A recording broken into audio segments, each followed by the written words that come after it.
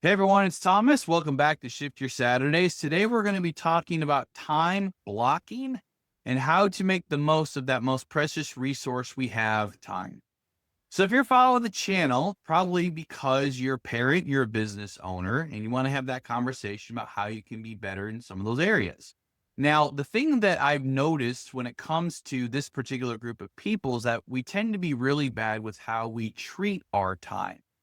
Time is a precious commodity. It's a valuable resource for everyone.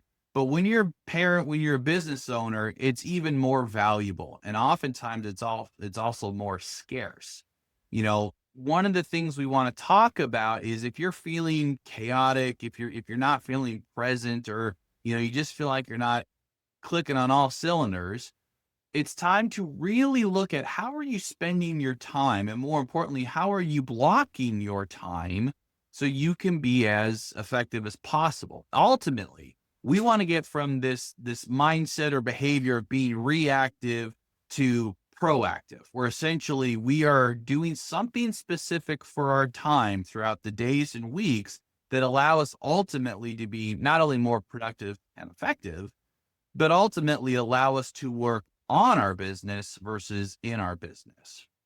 So here's what I would argue kills most side hustles. It's not a lack of good ideas. It's not even a lack of motivation.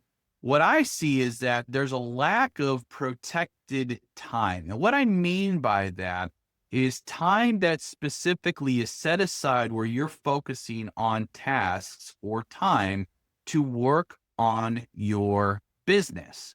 See, what doesn't work is you can't build your business in between the cracks of the time you're doing fulfillment or the other stuff, right? I hear a lot of business owners say, I'll work on it when I have the time, but ultimately we know that means you don't really have the time.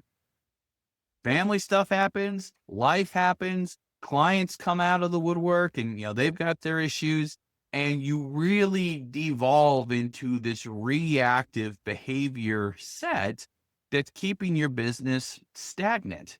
It's also keeping you exhausted because you're trying to keep up with everything, and it's really hard to continually operate in that perspective. If you're never stopping and truly creating systems to manage your time, you are not likely to be successful. So that's what I want to talk about on the video today. So, first question, what is time blocking and why you need to fix it? Okay. So, most people, if they are time blocking, they may not protect it. So, you may be asking, well, what the heck does he mean? So, for example, on my schedule, it is impossible to book a call or meeting with me on Mondays or Fridays unless I personally manually approve it. I have literally carved off those times to work on my business in or specific projects. It's helpful because then I'm creating that space that allows me to focus on the mission critical items I need to be working on, that otherwise, if I didn't have that time blocked off, I would be reactive or able, where clients or people would be able to interrupt me, steal my attention, and steal my focus on what really needed to be done. Okay. But we have to be very clear about what we're doing, right? So in my time blocks, it's not just the fact that I have Mondays completely blocked off. Every hour is for a specific task. Oh, excuse me. So one of the first tasks I look at is, what are the email stats for the week? One of the next blocks is for the advertising stats. What you need to start looking at within your business is not only blocking off those times for you to then work on the business, but most importantly, what are you actually doing during those blocks so that you can be very intentional and strategic with how you're spending that time. This is essential for business owners. You have got to create those time blocks and hold them sacred, truly treat them as incredibly important for this to work for you. Now, when what helps with this is if you're batching your task, it helps you protect deep work, right? So like I said earlier, on Mondays, I have specific hour blocks where I'm focused on one task, where the first thing we're doing is we're looking, say, for example, clients' database sizes and how their emails specifically performing and doing all those tasks. The analogy I use with people is that, think of doing laundry, right? You wouldn't wash one pair of jeans or one shirt at a time. You batch it all together and it allows you to be more effective. So what you need to start looking at as a business owner is, how do I start batching my tasks or jobs or roles and whatnot so that I can be effective during those time blocks as I creating them? Because ultimately, the more that you shift, the more that shifting not only interrupts your thought pattern, but it really kills productivity. And I was a complete example of this, because originally when I set this stuff up, I had it all listed out by client. So I would work on my bookkeeping client, then my coaching client, then my GPS client, and going back and forth from the different platforms was really effective. And by switching things up and changing it to where we're focused on the batching of the task, allowed me to be much more productive and get much more done during the week. Now, here's the other piece that you need to consider and just truly understand with your family is, if you're creating these sacred blocks, and again, I don't mean spiritual, I just mean that they are so important you don't let anything impinge on them. The other thing that you need to think about is, how are you communicating the sacredness of those time blocks to your family so that they also understand that you cannot be interrupted. See, for my clientele in my marketing agency, it's all virtual interactions, right? They can't come to my office and interrupt me like my junior associates or my wife can. So not only do I set it up so that my clients are unable to communicate with me during those time blocks, but also my family understands that if dad has the door shut, you can't come in and you have to do X, Y, Z to really get my attention. The biggest thing is that as long as you're communicating this with the family, they will understand. And more importantly, the strategy that I use is that if I work now, I can do X, Y, Z later, right? If you let daddy work on this call, or if you let daddy in his office for now, we can play Uno or Mario Kart or something later. So helping that with regards to the time is another way to be successful with it.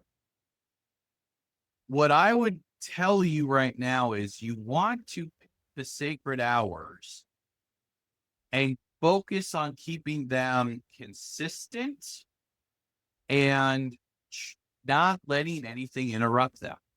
Okay. Just like you would have client meetings or fulfillment meetings or processes that are non-negotiable, the same thing has absolutely have to happen with your work blocks, your deep work time. Because the moment you start not treating that as sacred or not keeping it consistent is the moment you start losing control of your business, and you shift back to that reactive and inefficient state versus the proactive, productive state that you really want to be in, right? So for me, I like Mondays because in the business that I'm in, a lot of the cycles start on the start of the week for review perspective, and everything tends to launch on Friday. So that's why I have those 2 days blocked off appropriately. In that regard, you may find that there are days, times of the weeks, whatnot, that make sense for you to block off, and you will want to utilize those accordingly for what you're looking to.